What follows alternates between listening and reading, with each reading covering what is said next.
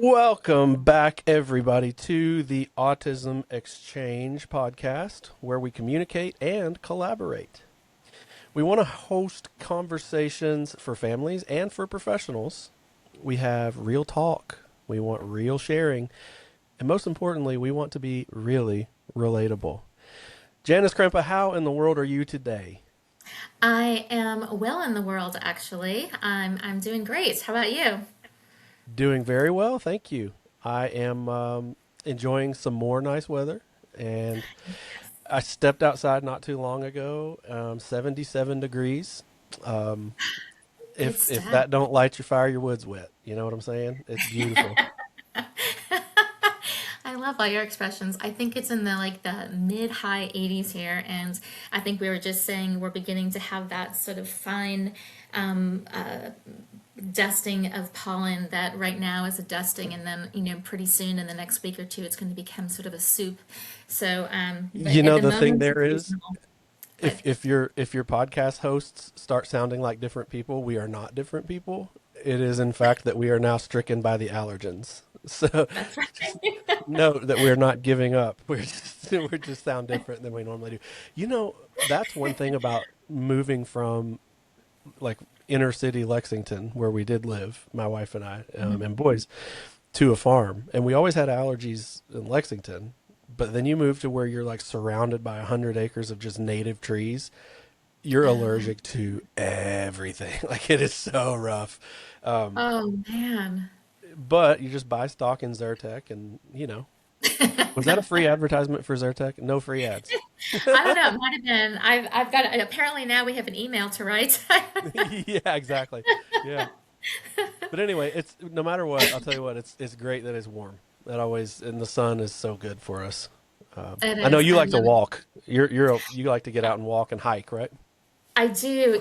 We moved to Florida from Boston. I lived in Boston for a number of years, and then we moved to Florida. And I remember waking up and my eyes opening up and saying, oh, it's sunny and it's 75. And this was like in April. And so I would run outside and, go for a run and, get errands done, loving every minute of it. And then the next day, my eyes would pop open, "Oh, it's sunny and 75." And I would try to run outside, get all my errands done. By the third day, I'm like, I don't really have any more errands to do, and I'm pretty sure it's going to be sunny and 75 tomorrow. Maybe So I just shouldn't be in such a rush.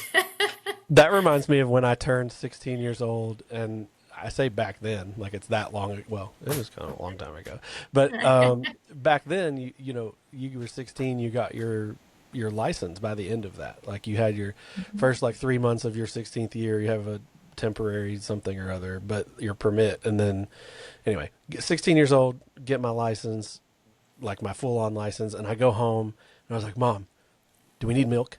She's like, what? What do you mean? Do we need milk? I'm like, are we out of butter? Like, we need something. I got to go to the grocery store. She's like, open the refrigerator, dude. Everything's fine. We don't need it. I'm like, I'll go just in case. If you need anything, I'm your man. Just in case. Well, what do Anything you to want get me to me get for driving. tomorrow? Anything tomorrow? Can I get for you tomorrow? Yeah, and then I'm chugging the entire gallon of milk so that I make sure we're out and I have to go get it. But there is something so like to a degree, you I guess you can kind of get used to it and take it for granted. But Yeah. an example is now like I have to drive somewhere. I don't want to. Like, could somebody else drive? And it's like this zombie zone out thing now. But back then, it was just like the whole world is open to you. Oh, for sure, for sure. Yeah, my daughter just started driving a bit ago, and it's the same thing. Can I stop on the way home? Can I pick anything up? Do you need anything? Oh, wait, I'll go. So if I'm like, can you come downstairs and help me make dinner? Oh, I've got homework. I'm too tired. And it's like, oh, Uh but you huh. know what? I think I need a little garlic. Okay, I'll be back in 10 minutes. Like, oh, Yeah, you make time for that immediately. Yeah, for yeah, sure. exactly. What So, about this is way random. You said Boston. I love Boston. I love the Red Sox. Big baseball guy. I've been there numerous times. Do you like the Red Sox? I do. I do like the Red Sox. I mean, I like them a little bit more when I was living there because I think I followed Mhm. them a little bit more. But would you like to know a fun fact about Yes. the Red Sox? Yes. So, when I was pregnant, I was living in Florida actually, but I really miss Boston a lot. So, I would go up to visit, I mean, work, work. I was going up there to work. And so I was up there working, and I like I said, I really miss Boston. So one time I was driving. It was a hands-free set, I promise you. But I was driving, and the doctor called and said, all the tests were fine. Do you want to know if you're having a boy or a girl? And I'm like hyper type A, type A. So I said, of course I want to know if I'm having a boy or a girl. So the nurse said, "You're having a," and she paused for effect, and she said, "A girl." And then right as she said "girl," I was exiting onto from Sturo Drive onto by Fenway, and Hmm. Fenway was right in front of me. And of course, Fenway, the in the seventh inning, they play "Sweet Caroline" from Neil Yeah. Diamond, and Oh yeah. so her name is Caroline. Oh my gosh, is that why? That's why, yeah. That is so awesome. Yeah, Oh so my. it's we love it. So whenever we hear Sweet Caroline, they she got a little bit, I mean, it ebbs and flows whether or not she's like mortally embarrassed by it or whether she's really excited by it. And I think at the moment she's really excited by it, and it's fun because everybody knows that song, gets into it, bump bump Yeah. bump, they hit the Bum whole bum thing. ba. If she ever Yes. complains too much, just be like, "Well, we thought about naming you Neil Diamond. Thankfully, we chose Caroline." You could have been Neil. Like Could have been Neil. you could have gone So, Neil. you know, yeah, I love Fenway Park. I was Yeah. back in the day when before really before children, we could go just, at the drop of a hat. We would actually road trip from Richmond, Kentucky, 13 hours to Boston for usually a Wow. two-game weekend series every summer. And Oh, uh, wow. How fun. it was a blast. And it's just one of those things that that period of my life is just like Fenway Park and anyway, sports. I love it. It's Um, no, but Fenway's different. Fenway's it's like the mhm, Church of Baseball. Like mhm. it's I think it's a movie with the Adam Sandler and Drew Barrymore, and I just like the Jimmy Fallon. Jimmy Fallon. Yes, Yep. yes, yes, Yep. yes. Fever pitch. And like that's what it is. Thank Hmm. you. See, well done. Movies right there, you and Yeah, me. there you go. And Film club. and yeah, and it was there's just something so reverential about that stadium and the Green Monster and the whole thing. So yeah, I'm totally My into it. favorite part of that movie is he gets down on one knee to Drew Barrymore and he opens a ring box and it's a ticket to opening day. He goes, "Will you go to opening day with me?" She goes, "Yes." He said, "She said yes. She said yes. She's going to opening day. We're going to opening day." It's just such a great movie. I love it. It is. I might have to rewatch that now. It's springtime. I think we're coming up on opening day pretty soon, or Yeah, you like are. yeah. So, It's getting there. so yeah. Well, I am hesitating to ask you about places that you have eaten in Boston that I have, but we'll get there maybe when we're not doing an episode together. But there's probably a small market of people that care about pizza in Boston. But what I just to introduce kind of what we're getting at here, we have been so excited to share with you listeners what we have come across in terms of like-minded people with great backgrounds and great professional skills and personal skills and knowledge, and we want to blend all of that together. So Janice and I have been so pumped to throw out the first couple of people that we did and some more that we're going to be doing here very soon, that we realized we didn't really stop to say like, here's who we are and here's what we want to do and here's kind of the crux of the podcast. So That's what we true. want to do in this episode is we do want to have some good deep conversation. Some of it will be in reference to the two episodes where you might hear some references to previously published things. If you want to know more about those, obviously go back and listen to those and maybe subscribe to the podcast while you're there. But otherwise, Janice and I are always open to email questions or anything like that. So ask Mhm. away. But otherwise, we do want to have some maybe continuing conversation about some little what we would call nuggets that came out of those first couple of episodes that you guys have already heard. So I think, Janice, we have done a semi decent job of introducing ourselves and like who we are as people. But I would just kind of toss you a softball, and we won't go down the film club road. I won't quiz you on your favorite movie and or talk about dropping bubbles on dancing people. That We'll just remains to leave be that up. seen, but okay. We'll leave that up to the imagination. But what makes you tick? Tell everybody. Oh gosh. Oh yeah, that's a softball. Thanks, Michael. Glad to help. I didn't Yeah, say it. It said it was a softball. I didn't say how fast it was going. right. Yeah, that's too late to dodge and weave that now. What makes me tick? Gosh, I would say beautiful things. Like being outside, being seeing the sky and the sun, the nature, water, art. People like genuinely like belly laugh. It makes me so happy, and it just because it's infectious, it's fun to be around that kind of energy, that kind of fun. Hmm. So I like very simple things. Think a lot of people that know me might say, "Oh, I don't think so," but I think those kinds of simple things make me the happiest. I think. Yeah. Yeah, yeah. Well, that's that's beautiful. A Mm, beautiful thing. Um, yeah, I mean that is. I think there's something to be said for that, especially in a world. Gosh, our society right now is go go go go go go go, and the yeah, younger the generation, it seems like the more instant they expect the gratification, and it's constantly productivity and access and news and knowledge and information. yeah. It's nice, I think, to be able to just take a deep breath and look around you and be like, man, this really is beautiful. You know, like Oh, yeah, it's just yeah, pretty. It's just a fun. You know, it's just nice. So yeah. yeah, I like Well, that I a kind lot. of figured that like I don't have the gifts that some people do to sort of stay so plugged into the news that I could make a difference by knowing certain things that are happening and certain details of certain things. Like I'm not blessed to have that kind of power or sway.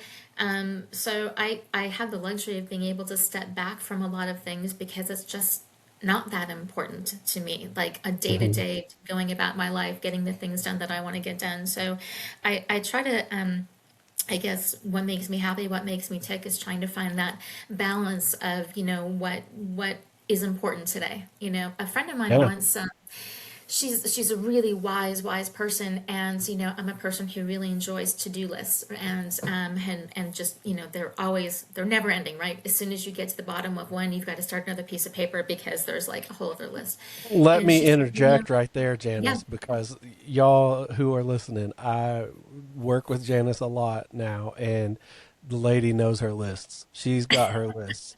I would say, hey, Janice, do you care to create a document for? And then she'll be like, oh, I already did it. I have three of them. Which one do you like better? Sorry, go ahead. Okay, I to speak of that, check your email box. I just sent you something, but anyway. Of course you did. Of course. But she said, and this was so wise. She said, Janice, instead of making a to-do list in the beginning of the day, make a list of intentions. And I was Ooh, like, it blew my mind. Making a list of intentions. I intend to take deep breaths. I intend to be kind. I intend to sit for 5 minutes and follow, whatever it is. And I just thought that has rocked my world. And then one more thing I'll tell you, on my phone, you know how you can set different events. So every yeah, day at I don't know, like 6:30, I have an event that comes up on my phone, and it says, "What is the most important thing to do today?" And it could be, and it seems really lofty, but it could be, I want to make sure I hug Caroline before she goes off to school, or I want to make sure that I have a really nice snack, later on to, use up those berries in the refrigerator. I don't know, hmm, but it's just like that one thing to focus on, and I found that sort of distills down, I guess, what is really important. And then once I do that, that makes me happy. Like everything else is gravy after that. yeah. I really like that a lot. So a list of intentions, and what's funny is, and this is a great transition into something that we want to talk about, and I may have a brand Okay. new logo sitting right in front of me right now. Um, but but the difference in what your intentions would be versus mine, because I'm thinking as you're talking, I'm like, that's such a great idea. What would my list of intentions look like? And then it turns out to be a to-do list because it's like, what are your intentions today? Number one, my intention is to get the yard cleaned up. My second intention is to feed all the animals. My third is to mow the grass. It's like, it's Yeah. funny. But what an intentional piece of work it has to be, but in a good way, Yeah. to Yeah. work on the ability to make intentions that are more meaningful than task completion. Um, Exactly. Exactly. And it's a real challenge, Michael. It really, because it's not a to do. It's almost like to think or to be or to observe, and that's so separate from a to do. It really like you have to stop in your tracks to think about. Wait a minute, am I getting closer to the to do, or am I getting closer to the intent? And it's a good exercise to do. I like it a lot and I'll practice, but it's going to take a lot of practice for me because I have many chores that I have to keep up with Yep. and keeping them off of my intention list. Maybe my intention will be to smile while I do it Yeah. or to stop for 30 seconds and look for something I've never noticed before. Maybe it's a good Right. start. There you go. So, obviously the differences in your intention list and my intention list are going to be vast as they will be with any listener, and I think differences in human beings and what makes them tick, that sort of thing, that's healthy. And I owe it to you, not just as my partner in this, but as a human, as a friend, to respect what your rules are or like what makes you tick are. And the way that we have continuously, I know by now any listener has heard it at least 15 times, which is what we want, except for maybe 30. My home, my country. And I want to talk about that together. But what I want to say first is that when we say my home, my country, what we're talking about, and credit to Janis, I told her to trademark this. This is a her thing, and I love it, and I'm running with it, and I'm going to apply it to my life for the rest of my life. But what we're talking about is your safe space, your home, your family, your whatever is most important to you. And this started as a conversation about what's acceptable in your house, right? Do you wear shoes when you come in, or are you allowed to watch TV all day? Or are your children allowed to watch TV all day? But then I think it's kind of evolved into like you as a whole. Would you agree with that? Like not just your physical walls, but this is Right. who I am and who we are in my family. And so when we say my home, my country, I jokingly say, past that, my rules, my home, my country, my rules. But what that means is that in my family, I have a child with autism and a younger child than that without autism. My wife and I are intentional about some things, but we're also like, who cares if it's not hurting anything? Let it go on other things. And so if you come to my house and the kids, like we talked about, are jumping off the top of the kitchen island, well, you're worried, but I'm like, it's normal. We try to keep them safe. It's okay. Then I'm not expecting you, nor are you expected to say, let me tell you how to fix that. And I think that's the crux of what we're getting at here, right? Absolutely, absolutely. It just sort of, if you were to come to my house and we were, to be, just sitting around talking, what would you notice about my house and how I function in my house that might be different than your house? And you say, oh, well, I'm at Janice's house now and I see that this is how she does things. Similar to if I go to your house and I see this is how you do things. It's about sort of like observing and learning and being respectful. Maybe, even asking and say, I notice you do this. That's so interesting. Why do you do this? You know what? I'm going to start doing that now too, because there's so much to learn from one another by observing or by asking or by sharing. So it's really, it's a way to just sort of think about, my values in of my family or of me or my family, and then how we defend them as well. When my daughter wants to go do something, I'll say, "Well, it's nice that your friend is able to do that, but that's not how we do things in our home or in our country." So it allows you to sort of have these flexible but acknowledgeable borders, if you will. But you they live and breathe, and they're constantly evolving, and it's the idea that you can. Constantly be evolving and incorporating your values and your ideas and your rituals as a family, and offer them to other people to share and to learn from other people.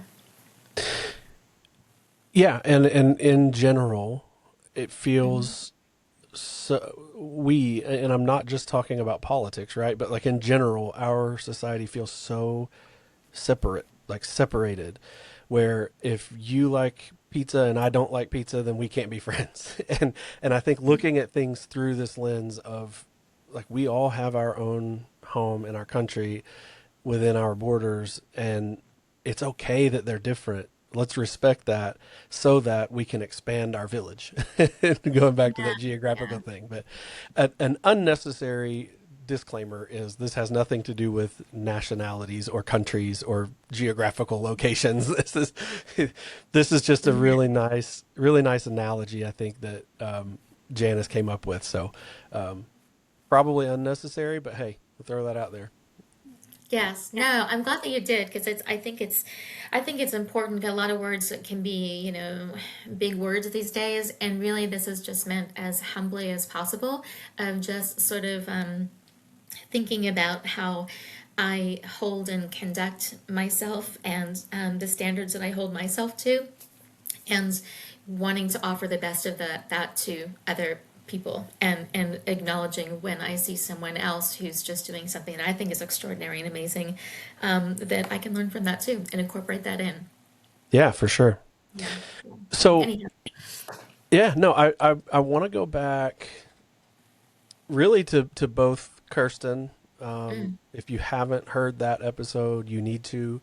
Yes, definitely, Doesn't definitely, matter definitely. if don't care if you're a parent or not, special needs or not. You need to go back and listen to that, and to Dr. Grubbs as well. But I want to start with Kirsten.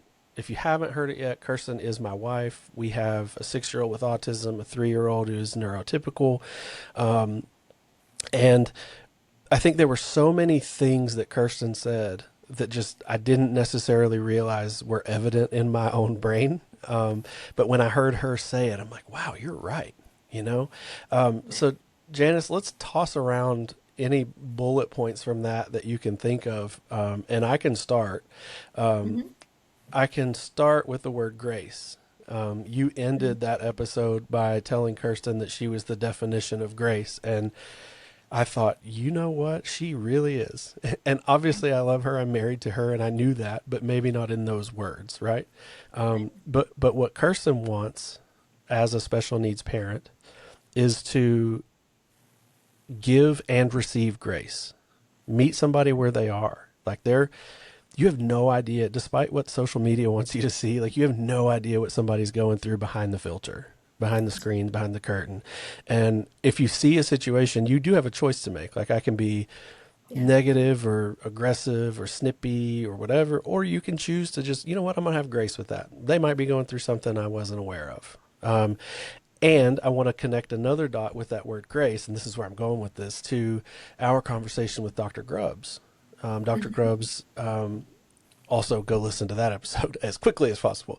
That's, yeah, yeah. Those are two like major North Stars for the Autism Exchange podcast. Okay, go For ahead. sure. No, so the word grace with Kirsten, like give it, Mhm. receive it, it should be the expectation. Like it should be, people should be kind, that's just what we do. Okay. Yep. Then I asked Dr. Grubbs, I'm like, is it ever difficult for you to establish, like, understand what the country is, my home, my country, with the people that come into your office as patients and their caregivers? And she said sometimes, this is paraphrased, but she said sometimes people come in and it's pretty clear that it's transactional. They just don't really want to do more other than get their stuff and go home. And what you said, Janice, was we don't know if their like car door got dinged when they were in the parking lot, or if they failed a test, or something happened, so and so's sick in their life, and if we don't know what's going on with them, how in the world can we judge them as quote unquote snippy or transactional or whatever? And what am I describing there? Grace. Give them Mhm. grace. And so for me, so far, grace is one of the big things that has stood out to me, kind of slapped me in the face a little bit. Like I need to practice that more than I do too. Really, I'm kind of surprised to hear you say that because um I think since I've known you, you have always been incredibly um honest and straightforward, but in the kindest way possible that's not fluff. Like you're not going to prop somebody up to try to say something that later on you're going to sort of like give them a punch. You're just very straightforward, honest and kind. So I mean, I guess I would call that the definition of grace. Would you not? Nope, not for me. Because now, Kirsten, Kirsten, yes, I would. Are you saying that because you have a beard, or are you saying that because you don't want to? No, I'm sending a little, is this a gender issue? What's going on you never know. No, I'm kidding. Um, I'm not the one that named my daughter Neil Diamond. Okay, no, I'm teasing. here? Um, That's only her middle name. Yeah.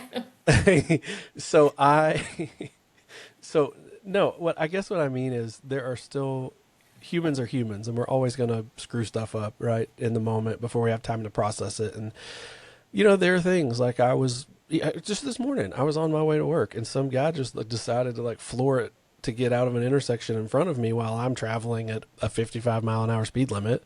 Right. And I'm like, really have to slam on the brakes to keep from hitting this guy. And then he proceeds to drive like 30 miles an hour. And in my head, I'm like, dude, what? Just like, why? Just wait. There's nobody behind me. Right.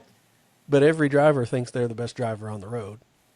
And that's kind of what I'm getting at. I think there's always room to improve, giving somebody grace. Who knew that that guy didn't see me? Or like maybe he's can't hear or something, Yeah. and he just happy going along doing his business. And here I am sort of passing judgment on that. And I guess if nothing else, it's just an opportunity to sharpen the skills that we already have to have more grace. Because similar to what we do in our work as behavior analysts and occupational therapists, if you ever think you are done, like you ever think you've absorbed all the information you can and there's nothing else to learn, time to retire, baby. Be done with it.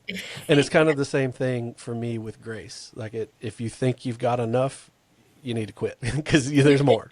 There's more. Yeah. Well, I think that what the example you just gave. I think that delayed or a latency for grace is okay too. In the moment you can be really mad and say, "I can't believe they cut me off." That's the right thing.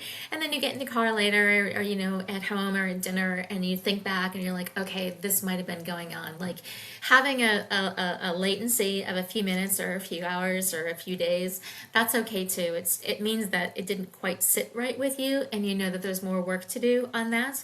And Hmm. then once you've sort of brought a little bit of grace or perspective or whatever you want to call it, it's put to rest then, and then you can sort of put it down. So I think it just it just takes a little bit of time, but I think that's one of the things that I really like about when Kirsten came on and she was talking about other moms that she sees on Instagram or even people that we've seen everybody sees in the grocery store or whatever, and then when Deanna was talking about her being a mom and a pediatrician and all of the people that we sort of and they come in contact with, and how they really try to have an open mind and sort of absorb information before they think about giving information. And I thought that was, and both of them did that. And I Hmm. just thought, wow, how amazing to have your life and you're going along with your kids or your patients or your family, and your first thinking is, what can I see that's right in front of me? What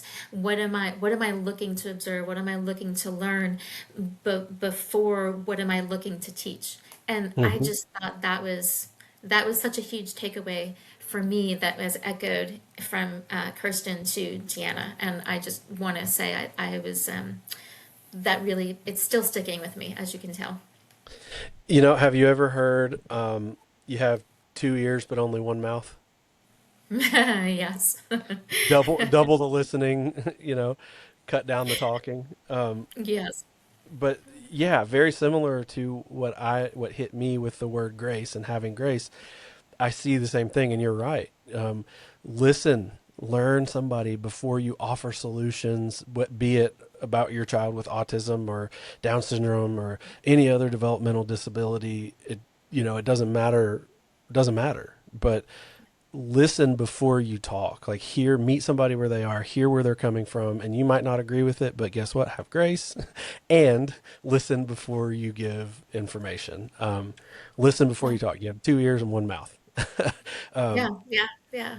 that's interesting. And I definitely see that. yeah, there's just so much to learn, I guess, from other people. I think I many years ago I wrote a book on social skills for kids with autism, and I just I the first things I did when I was teaching kids on the spectrum is you teach imitation skills, right? You teach imitation skills, and do this, do this, do this, and and I remember explaining this to parents, frequently, like why we do this. And I said, well, whenever you go someplace new and you're not quite sure what to do, you look and see what everybody else is doing. And I'm reminded of that literally almost every day. I've moved around the country a bit. And so you go to a new grocery store, a new dry cleaner, a new pediatrician, a new, what you figure out what you need to do by looking at the people around you. So there's so much to learn from just by observing the people around you. So why would I go into some of these places and assume that I have something to teach them before I've soaked in everything that I possibly can in learning? And so when you have really smart, amazing, graceful people like Dr. Grubbs and Kirsten, it's sort of like, okay, I want to know what you know, and I want to know how you live what it is that you know, because there's just so much to learn from with that, and I'm fascinated by that. You asked me what makes me tick. I think being around interesting people, and there's no criterion for interesting people for an interesting person, by the way, and just being around something that makes me think and rethink. So Hmm. yeah. Oh, that's great. I'm thinking back to about trends, if you will, that of topic that came up between both Kirsten and Deanna.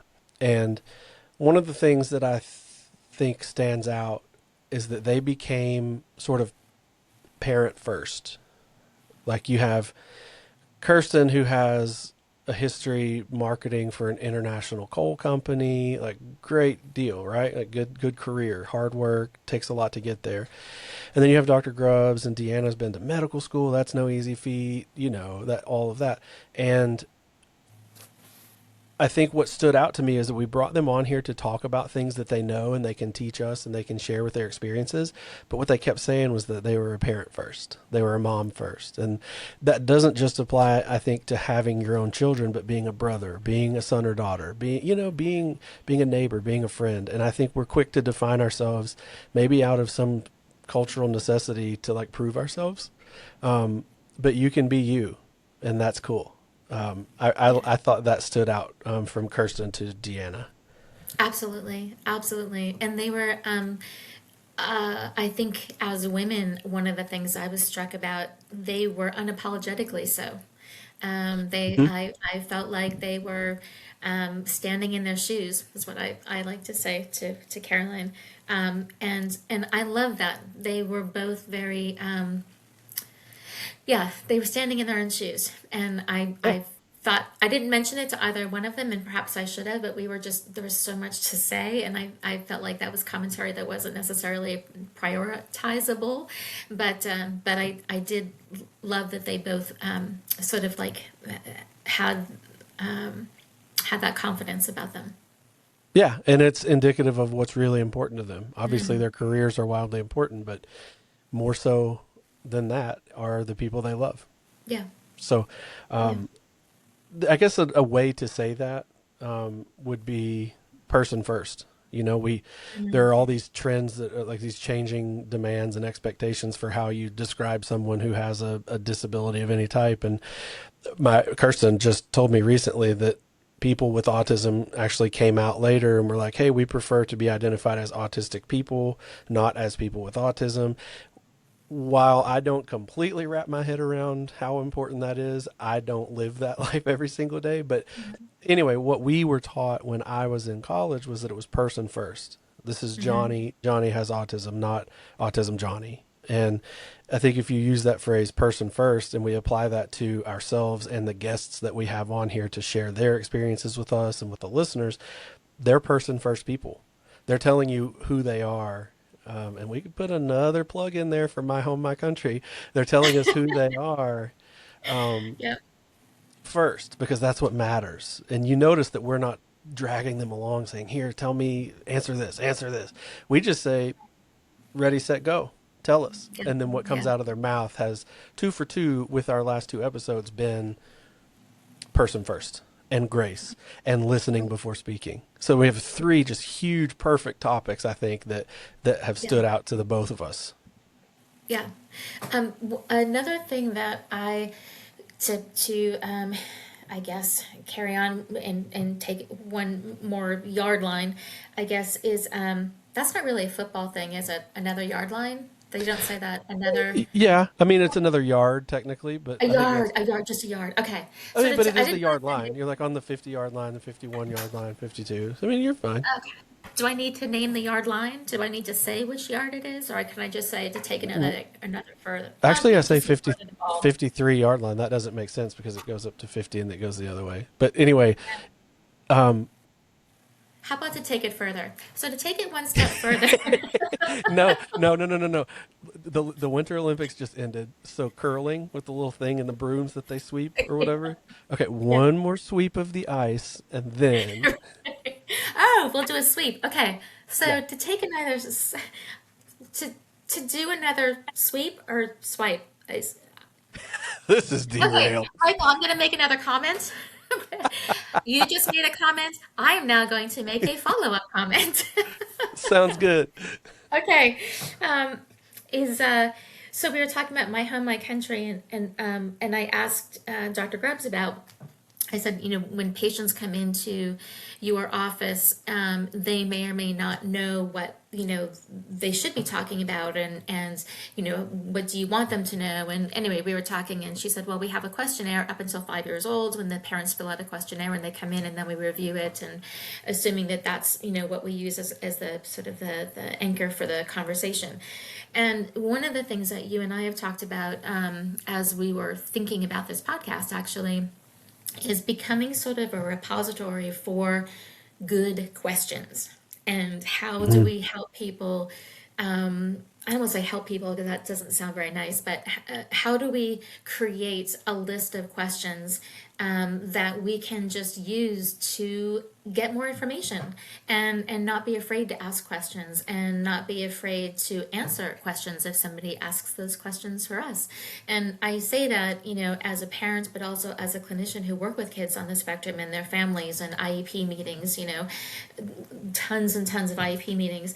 And it always felt like there were a few people at the table who felt like they owned the table and that they didn't really want anybody else to ask questions or allow space for questions to be asked.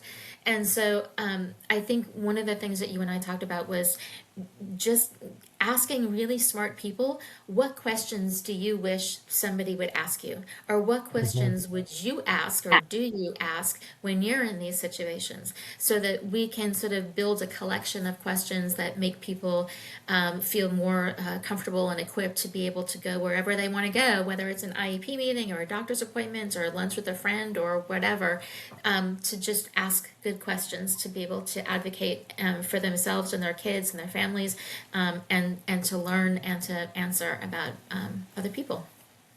Yeah, yeah, and Kirsten and Deanna both. Deanna talked about, and her perspective was super unique because it was how does she want people to ask her questions in the office? Like what?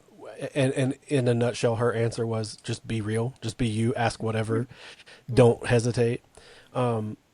Which, by the way, I need to make a note. I want to go to the medical home thing because we got to talk about that. Yeah. I really like that. Oh, I wrote that in my notes too. Yeah. Did you? Cool. Yeah. But anyway, yeah. So, but also Deanna was talking about how she was taking her son who has special needs to the specialty appointments, and how she was then, the script is flipped. Now she's asking questions to the people, and that was a really unique thing. But then you go to Kirsten, and now she is the parent asking the questions, but she too even talked about how at the end of our episode with Kirsten, we were talking about how could somebody else help you if you're in public and your kid's having a meltdown? And what we came to was like, just ask. Can I help you? How could I help? Yeah. And so you see that questioning is just so important, I think, to facilitate the other things that we've talked about. So I'm keeping a nice little summative list here. Number 4 was ask questions, but perhaps that's first, because by asking questions, you can then 1, have grace, 2, listen before speaking, and 3, be person first. Um, Uh, you can't do those things if you're not asking questions. Right. So 100%. now, could we have a TED talk? Probably not that you and I host, but could we have a TED talk with whoever, or however many people come on about structuring questions to ask and we Yeah. could, but I think at our core, humanity are good people, and if we ask questions with good intention, we'll get most of the time well-intentioned answers. Yeah. So, Yeah. I agree. Well done. man, Well, those are big. I like that. You and it's funny. A little backstory for listeners. This has been in the works for a really long time, and Janice and I had not the type A Janice who makes lists, not you, but has this really beautiful form that's like, what are our goals? What do we hope the things that might be taken from this? Which is a really good idea, by the way. I'm not knocking that at all. It's just funny because you said to your type. You said it first. Now I lost my train of thought because I was oh, picking I'm a sorry. deck on it. I No, it's have okay. forms and they're beautiful and they're really helpful and you use them and you extrapolate from them for other Hmm. areas of your life and in your office. And You, I couldn't survive without them. thank you. That Wouldn't was even that know was the how to follow-up. progress. Yes, that's right. Yeah, yeah, yeah. No, but we wanted these nugget things, these outcomes to be there. But what we decided to do was kind of roll with it and let them speak for themselves. Yeah. And then we had that conversation about maybe we fill out that document after we have our conversations instead of before. And I think that's really facilitated. And here's the proof, right? Grace, listen before speaking, person first, and asking questions. There are four golden nuggets right there Yeah. that you and I didn't decide here's what we're going to shove down somebody's throat.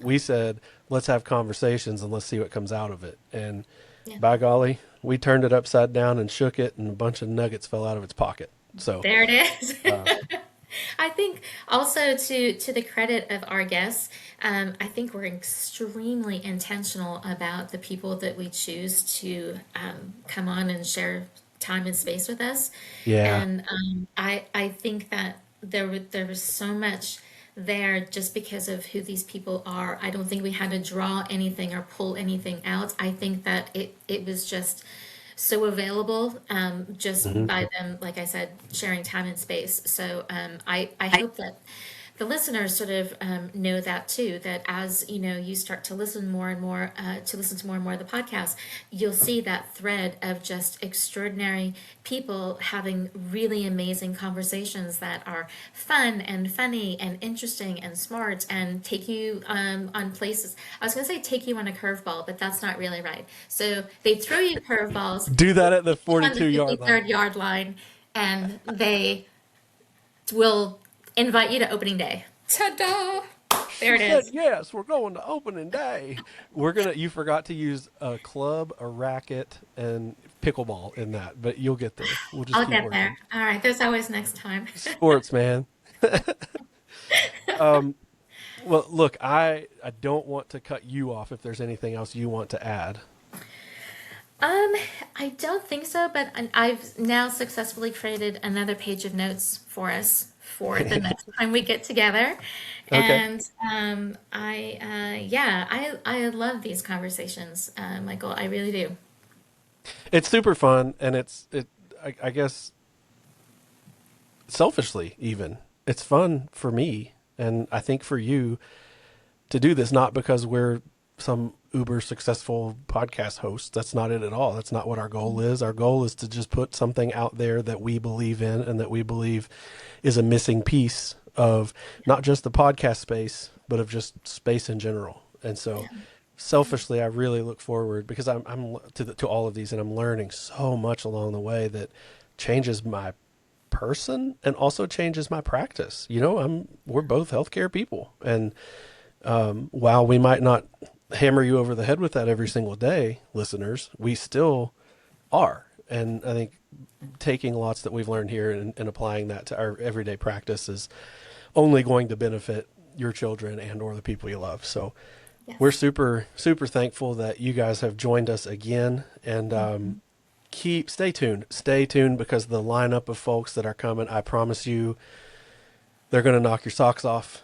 And I think you're like us quickly. If you're not already there, hopefully you are. You're going to be coming back ready and eager for more because Absolutely. this has been so much fun for all of us.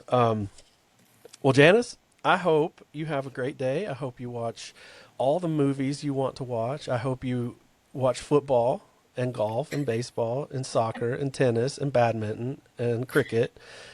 Oh man, I could do. I'm gonna work on a golf analogy for next time. So Okay. be forewarned. Oh, Okay. four, you get it? Forewarned. Yeah. That was an accident, but it was so good. I Tell me didn't that think was an you noticed it accident. was an accident, but regardless. No, I knew. But anyway, you'll get up to par soon. All right, take care. Thanks, Michael. I said you'll get up to par soon, Janice. Oh man, I blew it. I let. Okay, guys, All right. listen. As usual, thank you all for joining us on the Autism Exchange podcast. We want to communicate and collaborate with you. We want conversations for families and for professionals. We want real talk. We want real sharing. Most importantly, we want to be really relatable. Thank you all and have a wonderful day. I hope it won't be a whole lot too longer before we talk. That's true. Maybe just a few hours. Yeah.